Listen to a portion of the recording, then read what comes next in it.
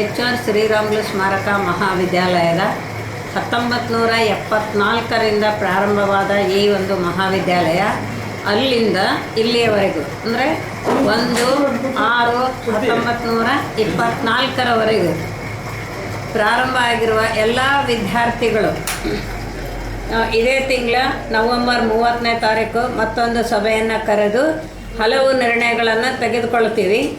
ಬಂದವರು ಬರ್ಬೋದು, ಬಿಟ್ಟವರು ಬಿಡ್ಬೋದು ಅಂತ ಹೇಳಲಿಕ್ಕಾಗಲ್ಲ.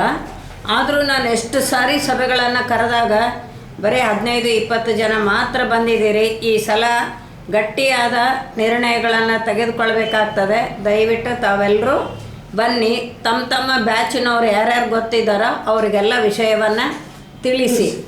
ನವೆಂಬರ್ 30ನೇ ತಾರೀಕು ಮತ್ತೊಂದು ಸಭೆಯನ್ನು ಕರೀತಾ ಇದ್ದೀವಿ, ಸಮಿತಿಗಳ ರಚನೆ ಮಾಡಲಿಕ್ಕೆ ಅಂತ ಹೇಳಿ. ದಯವಿಟ್ಟು ಎಲ್ಲರೂ ಈ ಸಭೆಗೆ ಹಾಜರಾಗಬೇಕು ಅಂತೇಳಿ ವಿನಂತಿ. ಸಮಯ ಬೆಳಗ್ಗೆ 10:30. ಎಲ್ಲರೂ ಹಾಜರಿರಬೇಕಂತ ಮತ್ತೊಮ್ಮೆ ಕಳಕಳಿಯ ವಿನಂತಿ. ಉತ್ತರ ಕರ್ನಾಟಕದ ಜನಪ್ರಿಯ ವಿದ್ಯಾಸಂಸ್ಥೆಯಾದ ನಮ್ಮ ಕಾಲೇಜಿಗೆ 50 ವರ್ಷಗಳು ತುಂಬುತ್ತಿರುವ ಹಿನ್ನೆಲೆಯಲ್ಲಿ ಡಿಸೆಂಬರ್ ಮುಗಿಯುವುದರೊಳಗಾಗಿ ಕಾರ್ಯಕ್ರಮ ಮಾಡಬೇಕೆಂದು ಈ ಸಭೆ ನಿರ್ಣಯ ಮಾಡಿತು. ಹಲವಾರು ಸಭೆಗಳು ನಡೆದರೂ ಹಲವರು ಬಂದರು, ಹಲವರು ಬಂದಿಲ್ಲ. ಒಂದು ಸಭೆಗೆ ಬಂದವರು ಇನ್ನೊಂದು ಸಭೆಗೆ ಬಂದಿಲ್ಲ. ಹೀಗಾಗಿ ನವೆಂಬರ್ 30ರಂದು ನಡೆಯುವ ವಿಶೇಷ ಸಭೆ, ತುರ್ತು ಸಭೆ, ಈ ಸಭೆಗೆ ದಯವಿಟ್ಟು ಎಲ್ಲರೂ ಬರಬೇಕೆಂದು ನಾನು ತಮ್ಮಲ್ಲಿ ಕಳಕಳಿಯಾಗಿ ವಿನಂತಿ ಮಾಡಿಕೊಳ್ತೇನೆ. ದಿನಾಂಕ 31 ಬೆಳಗ್ಗೆ 10:30 ಗಂಟೆಗೆ ನಡೀತಕ್ಕಂಥ ಸಭೆ. ಇದು ಈ ಕಾಲೇಜಿನ ಐತಿಹಾಸಿಕ ಇತಿಹಾಸ ನಿರ್ಮಾಣ ಮಾಡುವ ಸಭೆ. ಬಂದವರಿಗೆ ಸ್ವಾಗತ, ಬರದಿದ್ದವರಿಗೆ ಕ್ವಶನ್ ಮಾರ್ಕ್. ಅದೇನು ಹೇಳಂಗಿಲ್ಲ ನಾವು. ಆ ಸಭೆಯ ತೀರ್ಮಾನಕ್ಕೆ ಎಲ್ಲರೂ ಬದ್ಧವಾಗುತ್ತೆ. 30, ಯಾಕೆಂದರೆ ಡಿಸೆಂಬರ್ದೊಳಗೆ ಮುಗಿಸ್ಬೇಕಾಗಿದೆ. 1925 ಕಾರ್ಯಕ್ರಮ ಮಾಡಿದರೆ ನಮಗೆ ಶೋಭೆ ಬರೋದು. ಏನಾದರೂ ಮಾಡಿದರೆ ಅದು ಸಣ್ಣದಾಗಲಿ ದೊಡ್ಡದಾಗಲಿ ಚಿಕ್ಕದಾಗಲಿ ಯಾವುದೇ ರೀತಿ ಆಗಲಿ ಕಾರ್ಯಕ್ರಮ ಡಿಸೆಂಬರ್ ಒಳಗೆ ಈ ಕಾರ್ಯಕ್ರಮ ಮುಗಿಯಬೇಕಂತೂ ಈ ಸಭೆಯ ನಿರ್ಣಯ, ನನ್ನ ನಿರ್ಣಯ ಅಲ್ಲ.